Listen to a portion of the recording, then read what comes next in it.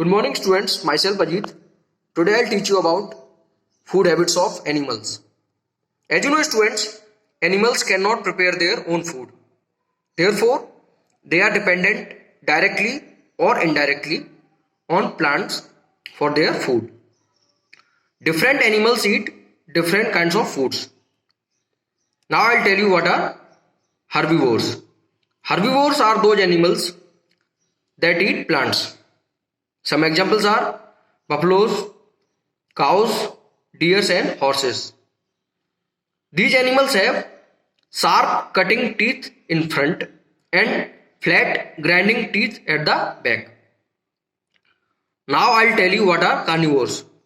Carnivores are those animals that eat the flesh of other animals.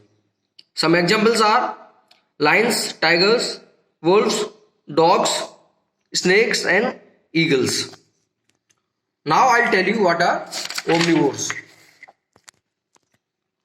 Omnivores are those animals that eat both plants and animals. Humans are also known as omnivores. Bears, crows and cockroaches are also omnivorous animals. Some carnivores and omnivores are also known as scavengers.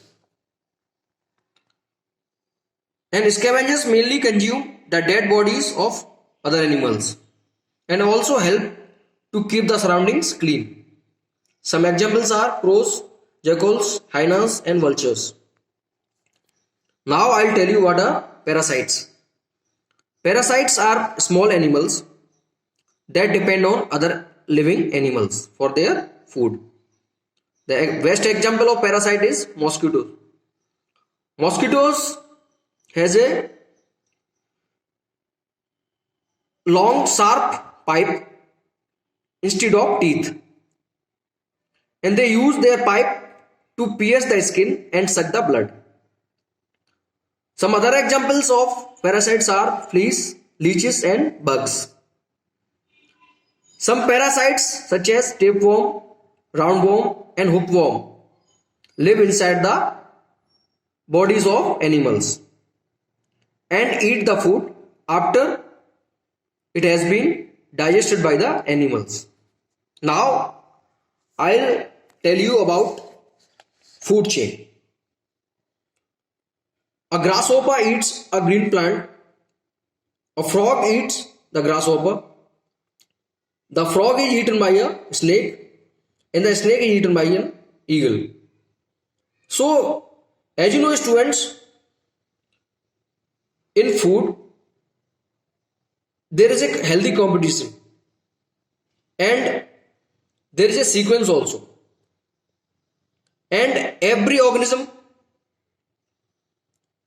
is eaten by the another organism, and I would say that every smaller organism is eaten by the bigger organism.